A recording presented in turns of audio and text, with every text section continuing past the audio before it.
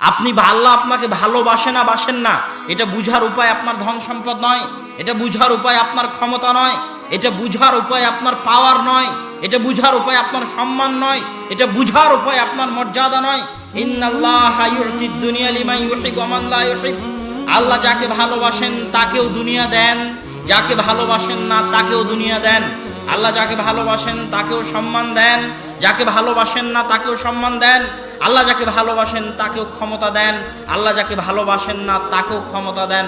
আল্লাহ ফেরাউনকেও ক্ষমতা দিয়েছিলেন, কারুনকেও সম্পদ দিয়েছিলেন, আল্লাহ দাউদ আর সুলাইমানকেও ক্ষমতা দিয়েছিলেন, সম্পদ দিয়েছিলেন।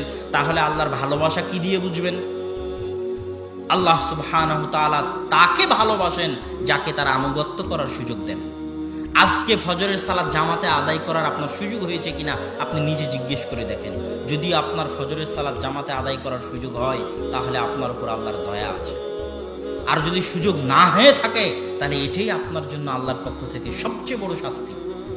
আপনি যদি গান বাজনায় ব্যস্ত থাকেন, পাবজি ফ্রি ফায়ার গেমে ব্যস্ত থাকেন, সুদ ঘুষে ব্যস্ত থাকেন, আপনার মুখে যদি দাড়ি না থাকে তাহলে জেনে রাখবেন এটাই আপনার জন্য বড় শাস্তি। আপনার ধন সম্পদ ধ্বংস হয়ে যেতে হবে, এটা শাস্তি? ওটা শাস্তি নয়, ওটা তো ধোঁকা আল্লাহর পক্ষ থেকে।